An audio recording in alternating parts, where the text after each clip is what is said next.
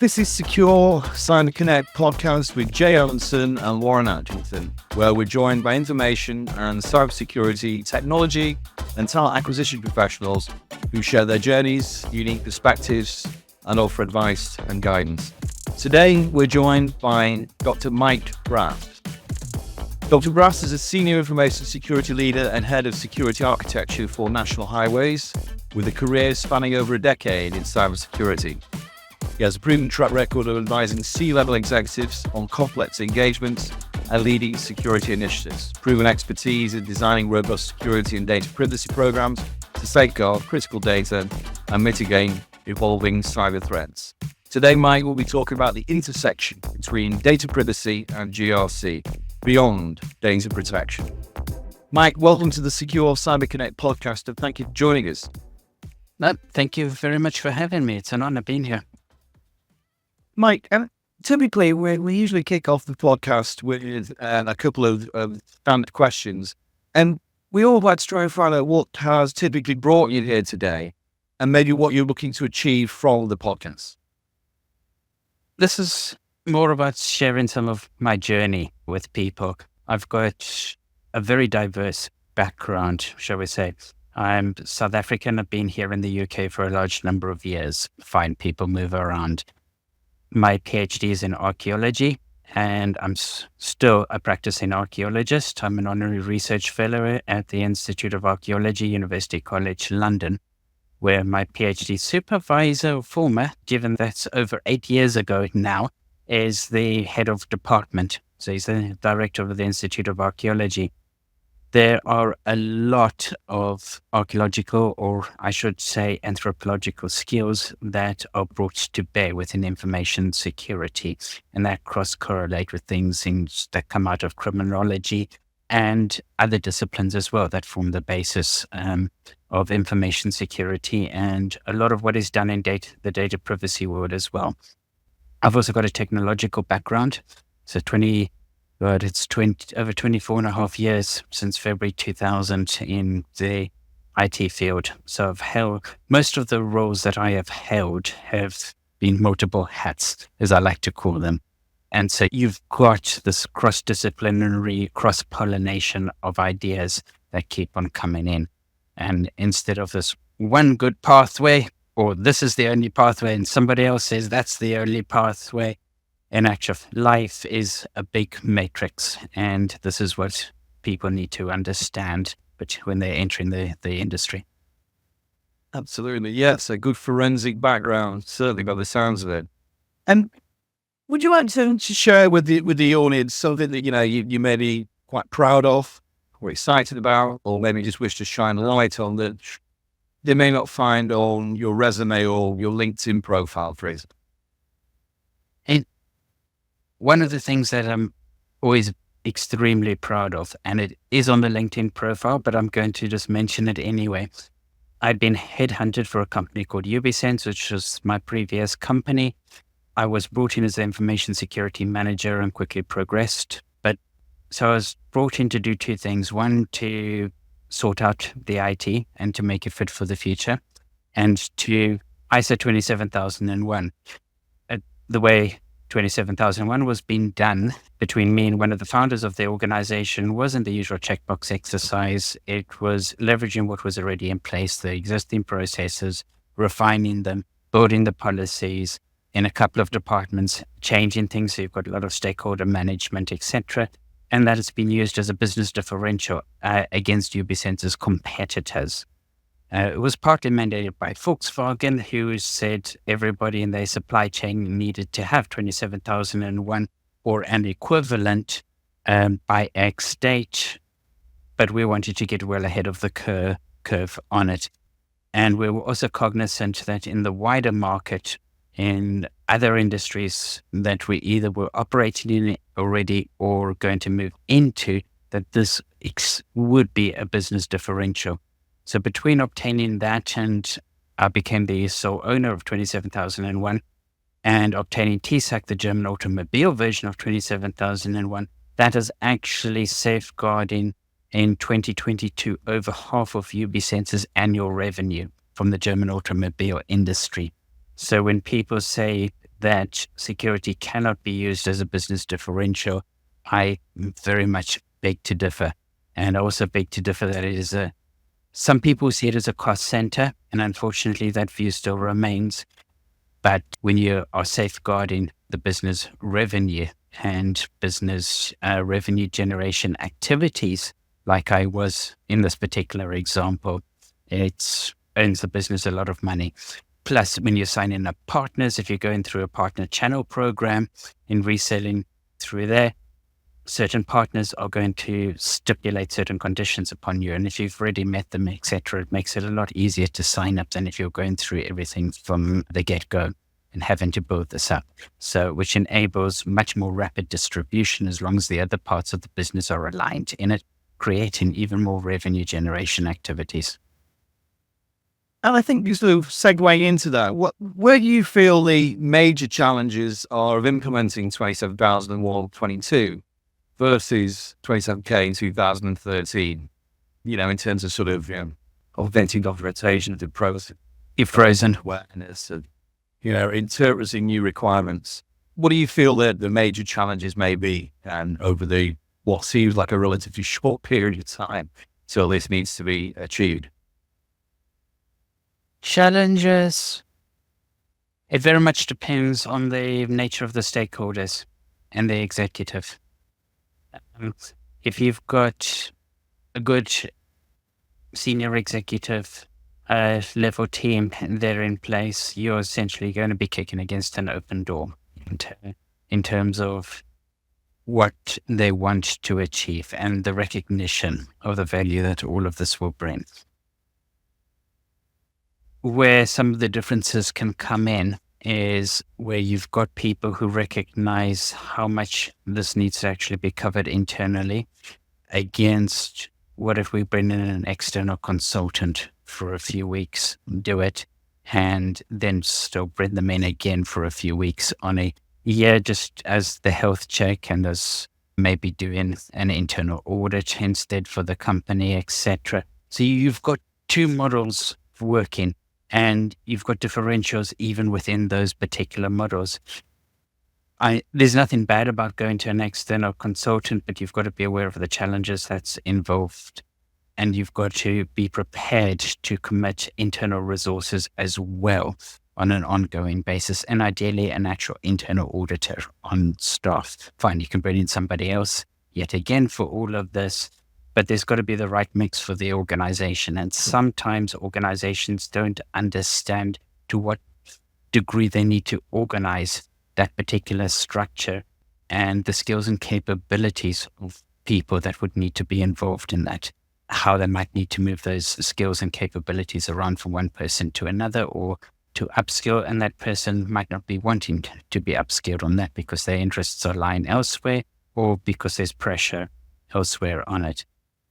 And again, that's one case. And you could have another case where they just want to do the checkbox exercise. And sadly, I know of particular companies which just want to do that checkbox exercise so they can say to the outside world on all of this. And yet again, there's other companies which will say, okay, we've got the sales department. Sorry, I'm just picking on sales because they were the first things that come into mind. But if you've got a subsection or a group of departments, okay, they can be certified against 27001 because you can have a very narrow scope. And the company then claims they're 27001 certified as a whole. So there are a number of things which have to always be examined when you're attempting to onboard a company that says they have 27001. And there are a number of things when you're an actual auditor that you need to be delving down into, and yet a number of other things when you're attempting to actually implement on this. Yeah, it poses its own challenges. Definitely. And I guess with that in mind, in terms of deadlines in implementing, 27 codes 22. I mean, I know we looked at sort of lane 22 when this was first introduced. Talk us through what you feel the challenges are with the upcoming deadlines in implementing this. So UBSense, certainly while I was there and at this point in time is extremely mature, it was 27001. I left UBSense last month and joined National Highways just a couple of days ago, as it is. So I can very much talk on that maturity. As part of that, we actually moved from version 2013 to 2022. That was entirely under myself. I don't see too much of a difference in that regard. What I did do is I moved from us using predominantly spreadsheets and a particular document management system to, and I'm happy to say the name, to using ISMS Online as an online platform. That did help me get to grips with the nuances of the changes in 27001. So I was able to do some revisions as necessary. And the value of using the online platform is okay, besides from the automated generated statement of applicability, so you can and put in for risk register, etc. So you can almost always ensure that certain aspects of the ISMS are always going to be automatically updated, and you've got the audit trails and everything else. Serves as very good pointers for the auditor to then go, and yourself, to this document against that control, etc., and to pull it together. Did I have to remove any of the information that was there previously? No, I didn't. I just had to expand and change various bits of emphases. It took a while because I wore 3 hats in the organization: global head of IT, CISO, and the data protection officer on there. But what I did find, that combination of roles and the 27001 work was extremely good in informing the data protection work that I also needed to accomplish. So it formed a very good mesh on all of this. That's really interesting. It's motivated to hear organization have took such a proactive steps, and your arms will just chasing after things, because unfortunately a lot of organizations out there that are going to be playing catch up as we move into 2025. And it is scary to think that these businesses aren't putting this as a priority, because ISO 27001, these sort of things are put in place as sort of guidelines for organizations. And as you mentioned, it's a great way for them to demonstrate trust to the industry and to other third parties. Well, you've obviously seen success in that role and implementing that. It seems like it's sustainable sort of moving forward. But what sort of advice and guidance would you give to perhaps organizations that are now within that journey? Appreciate on paper, there's a textbook way of doing things, but these things can't always be followed, and there are certain things perhaps that, nearly go amiss for organizations and may not be a priority in that respect. So with that in mind, what advice and guidance would you perhaps give to those organizations or those individuals beginning that journey now? I'm going to do a short plug to my GRC course that's available on Udemy, because there's actually a section. What I did straight away there at UBSense is I took a look at what the existing processes. There's always going to be a process, informal or formal, within an organization. Doesn't matter whether you're a 5-man band or if you're sitting at a few thousand people. There's always going to be some sort of structure, some way of how work is going about. Document that first of all. Make sure that process is actually solid. Make sure that those processes are actually testable, and then start looking at what are the different risks to the organization. What's the scope? Make sure you've got the buy-in from the senior executive. Make sure the security charter as a whole has actually been signed off, so you can begin to understand all of that. Build out the risk register. Build out a lot of the asset registers. So this isn't just the IT. You're looking at the actual information asset register, which can include trademarks and everything else. What are the risks that are being posed against? Let's say if a trademark is violated, if a patent is violated in any shape or form, and building upon that. Only once you've got all of that in place do you start writing the various standards and policies that are needed. And in my opinion, you write them completely bespoke for your organization, and then you're able to relate them back through the statement of applicability and the risk register to the different ISO 27001 controls that are needed. I know some people say you can ignore the Annex A controls, and yes, you absolutely can. But if possible, sometimes it's just easier, particularly from an auditing perspective, go by the Annex A controls and do that cross-relation to your documents. It doesn't mean that one control equals that one document. It doesn't matter. It's that control is covered by maybe one document, maybe 3 different documents, and how it's actually split up across the org. Do you think in terms of transition phases like planning, implementation and audit, pre-assessment and then certification audit, do you think people are leaving, a lot of companies are leaving it too late? Yes. As simple as that. The cost of that is ultimately right there at the end. They're forced to bring in an external consultant who's been there, done that, and can get them up to speed enough to pass an audit. This isn't just about actually getting the certification, because on the first certification, the auditor is going to allow you some degree of leniency where a minor non-conformity would otherwise most certainly be a major, the first surveillance audit.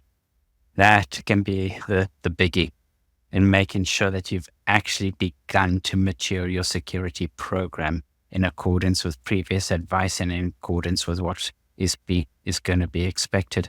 And you're going to find you're sitting the first few times, you're going to have different auditors the entire time.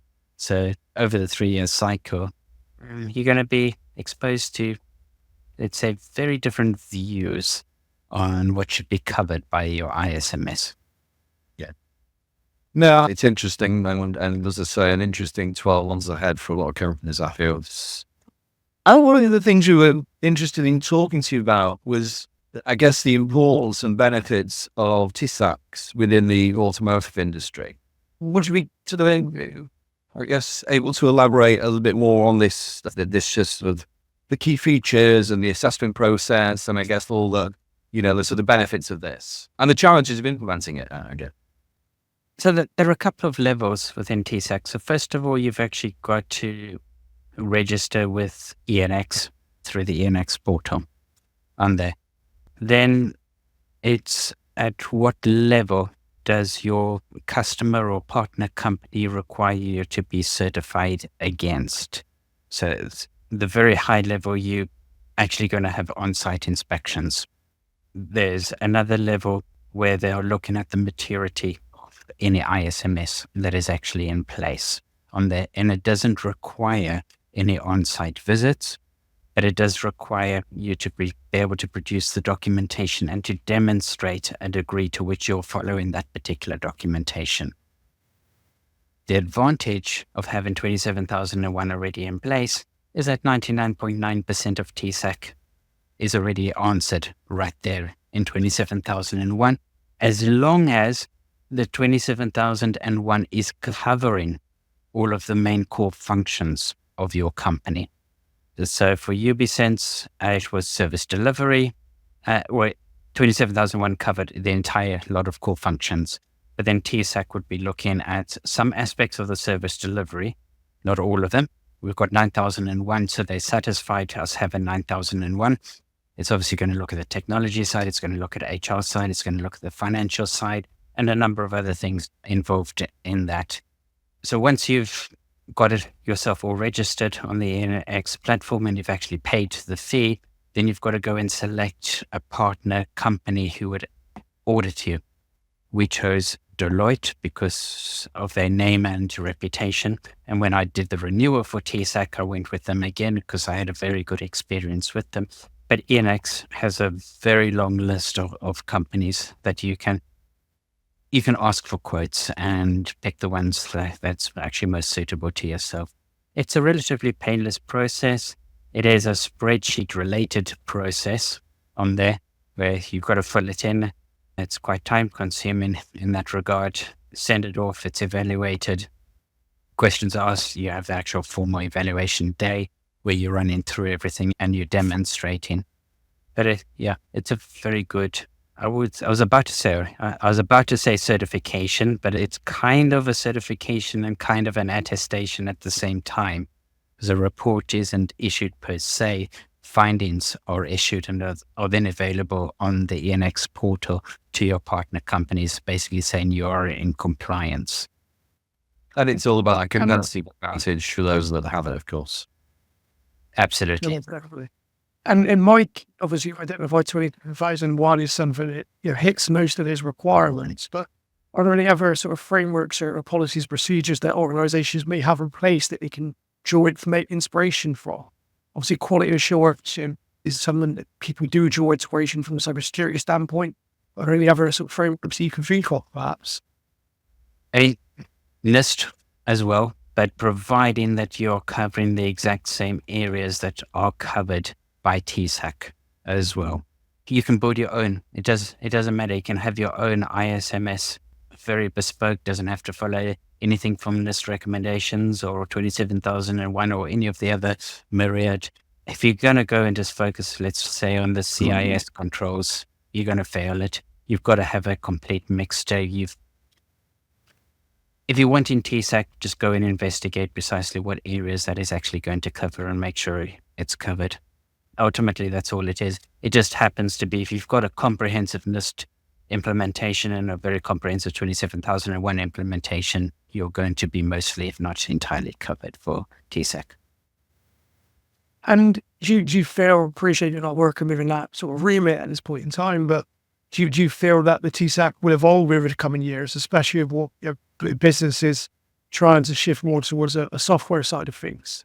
Cars and technology, of course, could be driven by technology and by software apologies, as opposed to the mechanics behind things. And with the EU AI Act, for instance, March April 2001, drawing up requirements of accountability there. Do you think TISAX is going to evolve over the next 3 to 5 years to account for that, and to account for the software that's actually being integrated into vehicles? It's going to have to. Not so much, although it's partly from what you said, but much more because it's going to have to account for NIS2 on that. And in order to get that kind of assurance, they're going to have to evolve to much more on-site visits for that second tier that I was talking about. And UBSense was against that particular second tier because that's what was designated by Volkswagen and BMW and a couple of others. That's where I see it going. There's going to be some form where they're going to revise some of the questions to make sure that some of the questions are more comprehensive in terms of the coverage. What I've seen is more of a demand for evidence coming out of this. And some of that evidence will only be able to be provided by some on-site visitations. That makes sense. And do you feel that's something that business can sort of complete in turn itself, or do you think most organizations should be leveraging external consultants or perhaps fractional service providers to support with that? If you don't have an in-house CISA or whatever the title, because I'm not hung up on the titles, I'm just talking about the roles, responsibilities, and the knowledge that is involved, then most certainly you will need to bring in external people. No, that's good. And what do you feel the most comes with challenges when individuals or organizations trying to sort of implement that? I appreciate, obviously, the continuous improvement is a key part of that. And it is a complex requirement, but are there any sort of challenges outside the box, the lessons learned that you've picked up on the way that perhaps can add value to those that are working for us themselves?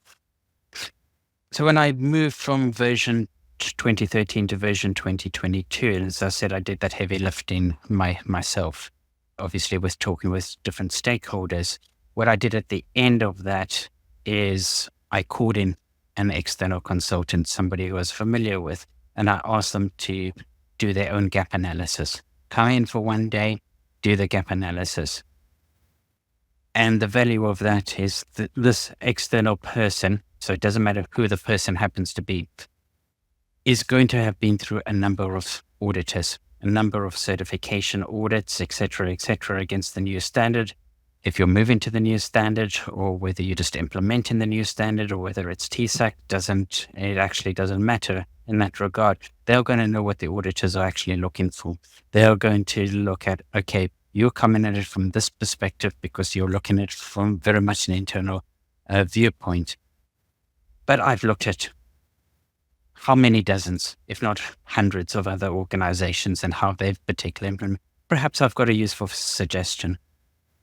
Perhaps from the auditors that I've seen, the auditors are placing as a different interpretation on some of the wording of the controls that you are using. And so you're needing to make that more clear, because otherwise you're going to end up with a minor non-conformity and further work to do. So it's a lot of gap analysis in terms of clarification, and that is extremely useful using an external resource. Yeah, that's brilliant.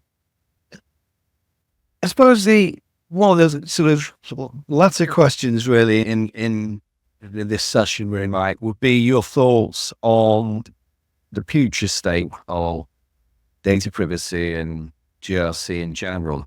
And which way it's heading. I've had this conversation with a number of people who are considered good friends and colleagues. There's one person who thinks that the CISO role is heading much more in the direction of perhaps a combination of CISO and CIO. I don't agree on that. I view them as a lot of diagrams, circles, gray, laps, where there's some overlapping. I think instead the CISO and the DPO is going to become much more closely aligned.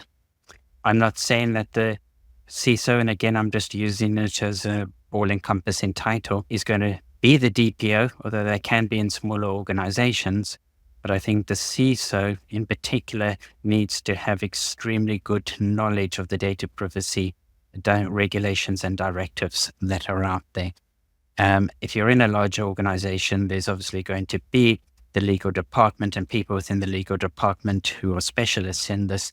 And you need to have the knowledge to be able to talk with them. You need to be able to have the knowledge on how to construct your particular program, which takes all of this into account beyond the usual technical data prevention stuff that is out there in Microsoft Office 365, that is out there on AWS, etc. You need to understand what the impact of all of this is upon the business and in the verticals or vertical in which your business operates.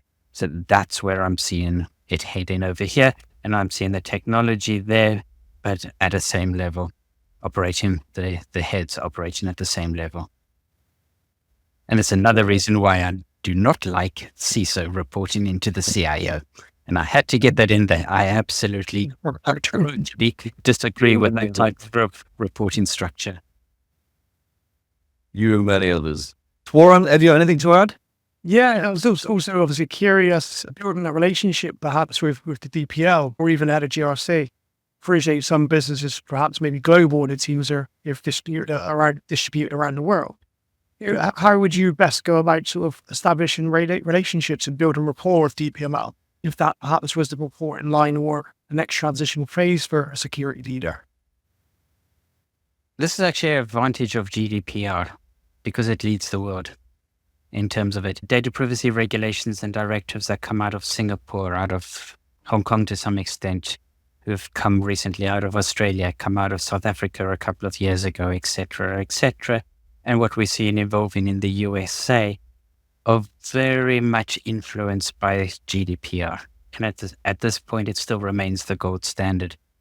So when you're constructing your program, if you're aligning it against GDPR, there's very only minor tweaks that would need to be made for company-specific operations and activities that are going on there. So this is in terms of the company at the senior leadership level needing to decide this is how we want to go about it. This is the overarching framework, and then we'll have a few regional divergences.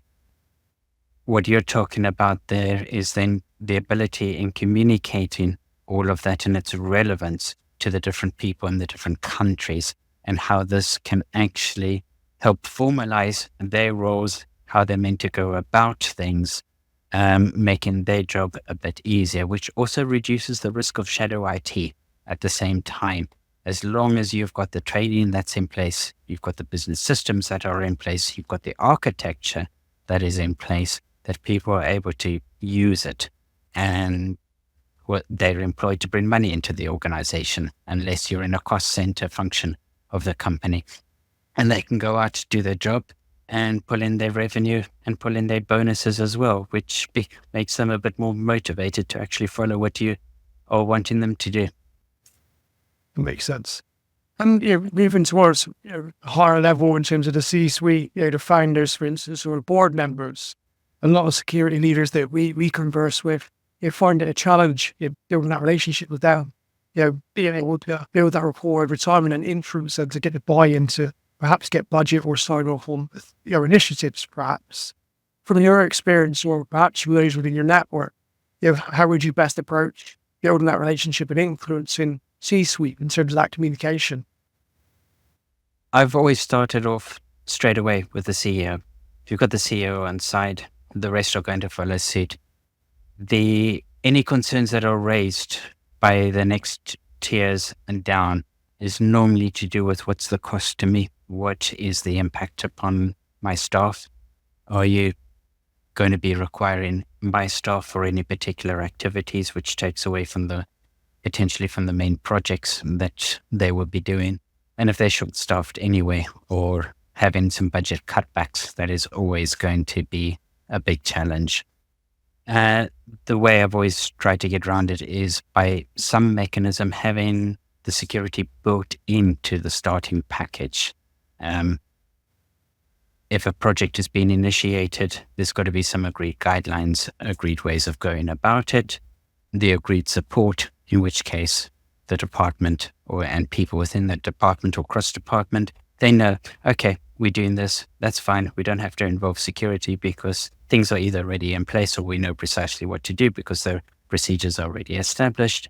Obviously, if you're starting to change some of the architecture around all of that, then there are resourcing constraints and questions that need to be addressed, and potentially across departmental payments, financial payments as well. So there's always a lot to get through on all of this, getting down to that nitty gritty of how people are actually operating. So you've got to get to know them a bit on a personal level, establish that personal relationship. And do you think that's best achieved sort of physically in person, getting into these departments, understanding what their challenges are, where the friction perhaps may be? I've done it both virtually and in person. Both have their advantages and disadvantages. Okay. And would you perhaps elaborate sort of briefly on perhaps the disadvantage of being physically on site as opposed to hosting the meetings and getting understanding over Teams? To do with, let's say, a person's hybrid working and you're in the office 2 or 3 days. Everyone's going to try and grab their attention on this. It depends. So it comes down to the urgency, but it could very well be that people will simply walking past, grabbing the person, and he suddenly becomes unavailable. It doesn't mean he or she is regarding what you're needing to tell them as any less urgent, but there's just some practicalities of what actually happens in the office. And vice versa, you've also got the ability, you see them popping into the kitchen. You can quickly go and have a 3-minute chat with them in the kitchen. So there's a big advantages to all of that. Online, what we're doing, or any Teams or Zoom meeting, you'll normally have that dedicated half an hour or an hour when sitting and thrashing things out. And if you're personable enough, you can quickly establish that particular relationship, particularly if you've done a few quick wins with them and address what they are seeing. And I really don't like this phrase, their pain points, what they are seeing as blockers. Remove those and you get their cooperation much quicker. Back to sharing. One thing that we like to ask all of our guests is how they would sort of convince the C-suite, or perhaps when they're communicating with those less technical individuals. And analogies are used, such as the castle, the moat, car, for instance. Just curious to get an understanding of the analogy that you sort of turn to when you're trying to communicate these things to non-technical individuals. Yeah, I love the car analogy, brakes on a car, which I first heard from Greg van der Gast in his book, where basically the brakes are there to make sure the car can accelerate as quickly as you want it to, can maneuver safely, etc., etc. But if something happens or whatever, you can safely decrease your speed. You can keep the car completely under control. And that's extremely good, because information security ultimately is about making sure that the business can generate money on it, and that there's nothing that would be affecting from your perspective and in terms of external people or other unintentional or intentional malicious behaviors that would affect the ability of the business to create its own revenue to bring in its own money. And this has been elaborated on in quite a few books, from the CISO Fail to the CISO Evolution, CISO Compass, and a number of other books. It's very well known in that regard. In terms of any other analogies, not so much. What I then just go and do is actually create playbooks for different departments. So at UBSense, I created what I called the sales playbook, but it could be used by sales, pre-sales, and service delivery when they were actually talking with account managers and other non-technical people in customers or partner organizations. That just explain the basics of how UBSense is going about its information security, because the chances are the account manager over there is going to have some checklist that has been provided to them about talking about our product, talking about what are the security processes within an organization, how do you go about doing X, Y, and Z. And it's much more simple to pull out this particular playbook and say, here are the answers, or knowing the answers up in here and telling them then saying, actually, you need to hold on for 5 minutes where I go and talk to this person, and creating a very bad impression. So these are the sorts of things I use. That's brilliant. Appreciate you sharing that. Well, Mike, listen, we'd very much like to thank you and the community and all our listeners. We trust you've all found value in today's session. In order to continue the discussion for a more sustained engagement, obviously we invite you to join the Secure Cyber Connect community. And there's a wealth of various things on offer with expansive community access, cross-sector mutual mentoring programs, weekly online networking sessions, and a range of exclusive interviews, parallel discussions, and masterclasses. So we'll put the address up for the link at the bottom of the page at the end of this podcast. Mike, for our audience, if they want to get in contact with you, especially if you're getting a bit more insight into the DME courses that you've put online, what's the best way for these individuals and your business to reach out to you? They can find me on LinkedIn under Dr. Mike Bryce. That's great. Well, Mike, thanks for your time today. Really appreciate that.